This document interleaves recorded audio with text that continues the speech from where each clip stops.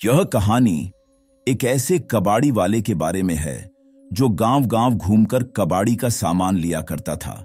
लेकिन एक दिन उसके साथ एक ऐसा हादसा हो जाता है जिसके बारे में मैं आज आपको इस कहानी में बताऊंगा। नाम था उसका रमन और उम्र होगी यही कुछ 30 से 32 साल। बात भी लगभग आज से 30 से 35 साल पुरानी होगी। रमन कबाड़ी का काम करता था और उसके परिवार में वो, उसकी पत्नी मीना और उसके 2 बच्चे थे।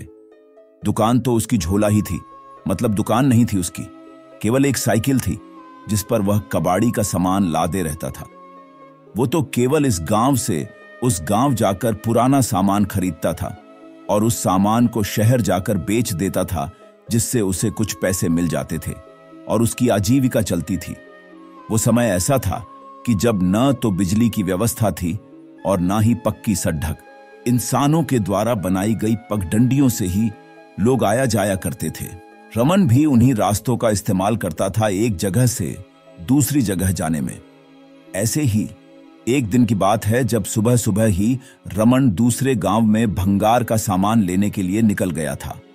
आज उसका दिन अच्छा था और उसको खूब सारा कबाड़ी का सामान मिला था, तो उसने सोचा कि चलो 1-2 गांव और घूम आए तो थोड़ा और सामान मिल जाएगा। यही सब सोचकर वो दूसरे गांव भी चला गया। उसको वहां भी खूब सारा कबाड़े का सामान मिला और ऐसे करते करते उसे शाम हो गई थी। अब वो सोचने लगा कि अरे, आज तो समय का पता ही नहीं चला। मुझे घर पहुंचने में पक्का देर रात होने वाली है। अगर आज मैं यहां रुक जाता हूं तो घर पर सब मेरी चिंता करेंगे, इसलिए मुझे जल्द से जल्द निकल जाना चाहिए। और यह सब सोचकर वो अपने घर की ओर निकल गया।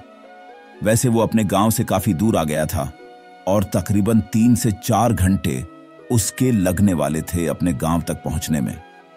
हे राम, आज काम के चक्कर में बहुत लेट हो गया हूं। घर पर मीना और बच्चे मेरी राह देख रहे होंगे। मुझे जल्द से जल्द घर पहुंचना चाहिए। उसके घर का रास्ता वैसे तो बहुत लंबा था, पर अगर वो जंगल वाले रास्ते से जाए तो वह जल्दी पहुंच जाएगा। यही सब सोचकर वो जंगल वाले रास्ते की ओर चला गया। रात के कुछ 10 बज रहे होंगे।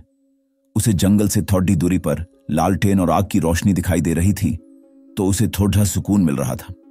पर थोड़ा आगे जाने के बाद उसे वो रोशनी भी दिखाई देनी बंद हो गई। अब रमन धीरे धीरे आगे बढ़ रहा था, पर उसके सामान की वजह से वो थोड़ा थक भी रहा था, तो वो थोड़ा आराम करता और फिर से चलने लगता।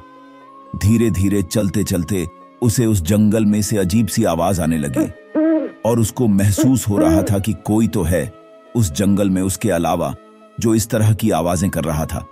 उसको एक गंदी सी बू भी आने लगी थी, तो उसने सोचा कि शायद यह बदबू खराब पानी की होगी जो यहां जमा हुआ होगा, और ये अजीब सी आवाज शायद इन भंगार के सामानों से आ रही होगी।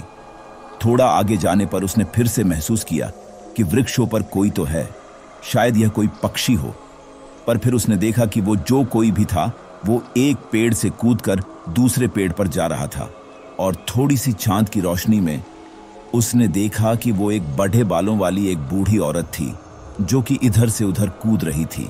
यह देखकर रमन डर गया, क्योंकि किसी भी बूढ़ी औरत का ऐसे एक पेड़ से दूसरे पेड़ पर कूदना बिल्कुल भी आम बात नहीं थी। हो न हो यह एक चुड़ैल है, और यह सोचकर रमन के पसीने छूटने लगे।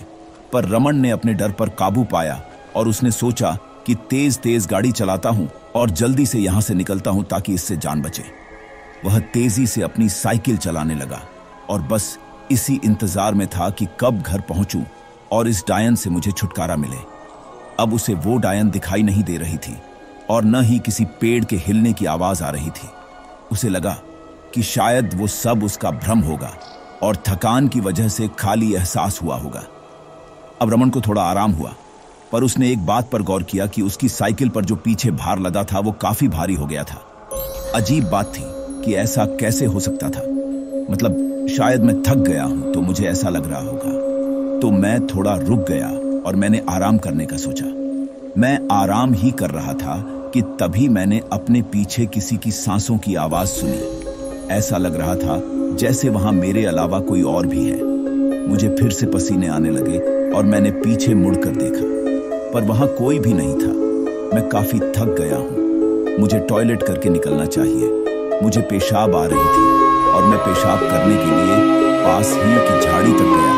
और जब मैंने अपना काम खत्म किया और जब मैं अपनी साइकिल तक जाने लगा तो मैंने देखा कि एक बूढ़ी और सफेद बालों वाली यह वही चुड़ैल थी जो कुछ देर पहले पेड़ों पर कूद रही थी। उससे देखकर मेरी जबान गले में ही अटक गई। वो चुड़ैल काफी भयानक थी और उसका चेहरा बहुत ही बदसूरत और काला था। उसकी एक लंबी नाक थी और उसने काले रंग की शाल ओढ़ रखी थी। वो मेरी ओर देखकर हंस रही थी और अपनी जीभ मेरी तरफ करके मुझे उसके पास बुला रही थी। यह देखकर मैं समझ गया कि यह एक मांस नोचने वाली चुड़ैल है और आज ये मेरा भक्षण करेगी। उसने उसके हाथ में एक बड़े गंडासे को देखा और वो चुड़ैल उस गंडासे को हवा में हिलाती हुई उसके पास आने लगी। बस अब जितनी जान से हो सके मुझे भागना होगा, वरना ये चुड़ैल मुझे जिंदा खा जाएगी।